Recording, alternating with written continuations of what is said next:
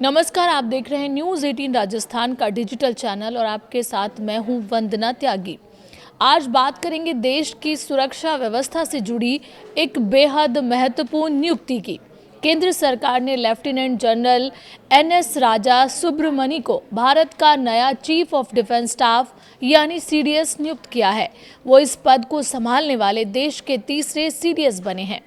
आइए जानते हैं कि आखिर कौन है एनएस राजा सुब्रमणी, क्यों उनकी नियुक्ति को इतना महत्वपूर्ण माना जा रहा है और आने वाले समय में उनके सामने क्या बड़ी चुनौतियां होंगी।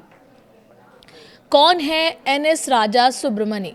लेफ्टिनेंट जनरल एनएस राजा सुब्रमणी भारतीय सेना के सबसे अनुभवी अधिकारियों में शामिल रहे हैं। उनका सैन्य करियर करीब 4 दशकों तक फैला हुआ है। वर्ष 1985 में वो गढ़वाल राइफल्स में कमीशन हुए थे और इसके बाद उन्होंने देश के विभिन्न संवेदनशील इलाकों में महत्वपूर्ण जिम्मेदारियां निभाई। अपने लंबे सैन्य करियर में उन्होंने आतंकवाद विरोधी अभियानों से लेकर सीमावर्ती क्षेत्रों में ऑपरेशन जिम्मेदारियां संभाली। वो सेना के उप प्रमुख यानी vice chief of army staff भी रहे हैं। इसके अलावा राष्ट्रीय सुरक्षा परिषद सचिवालय में मिलिट्री एडवाइजर की भूमिका भी निभा चुके हैं। यही वजह है कि रक्षा मामलों की उनकी गहरी समझ और व्यापक अनुभव को देखते हुए सरकार ने उन्हें देश की सबसे महत्वपूर्ण सैन्य जिम्मेदारियों में से एक सौंपने का फैसला किया है। अब सवाल यह है कि सीडीएस का पद आखिर इतना महत्वपूर्ण क्यों माना जाता है। दरअसल chief of defence staff Bharat की तीनों सेनाओं थल, नौसेना और वायुसेना के बीच बेहतर तालमेल स्थापित करने का काम करता है। ये पद साल 2019 में बनाया गया था ताकि तीनों सेनाएं संयुक्त रणनीति के तहत काम कर सकें और राष्ट्रीय सुरक्षा से जुड़े फैसले अधिक प्रभावी तरीके से लिए जा सके।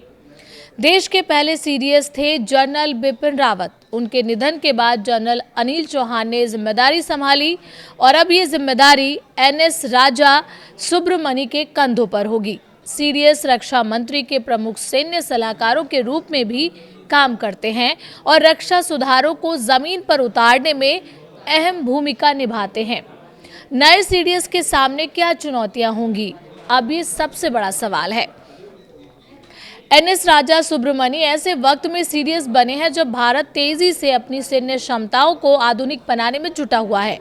उनके सामने सबसे बड़ी चुनौती थिएटर कमांड की अवधारणा को आगे बढ़ाने वाली होगी। इसका उद्देश्य तीनों सेनाओं के संसाधनों और क्षमताओं को एकीकृत करना है ताकि किसी भी चुनौती का सामना ज्यादा प्रभावी तरीके से किया जा सके। इसके अलावा रक्षा क्षेत्र में आत्मनिर्भरता को मजबूत करना भी उनकी प्राथमिकताओं में शामिल होगा। भारत पहले से ही मेक इन इंडिया और आत्मनिर्भर भारत अभियान के तहत रक्षा उत्पाद बढ़ाने पर जोर दे रहा है।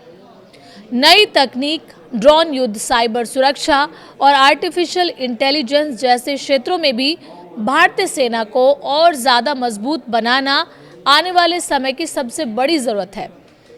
कुल मिलाकर लेफ्टिनेंट जनरल एनएस राजा सुब्रमणी की नियुक्ति सिर्फ एक प्रशासनिक फैसला नहीं है, बल्कि ये भारत की भविष्य की रक्षा रणनीति से भी जुड़ा हुआ कदम माना जा रहा है। अब देश की निगाहें इस बात पर टिकी हैं कि नए सीडीएस तीनों सेनाओं के बीच तालमेल को और मजबूत करने, रक्षा सुधारों को गति देने और भारत की सैन्य ताकत को नई ऊंचाइयों तक पहुंचाने में कितनी अहम भूमिका निभाते हैं।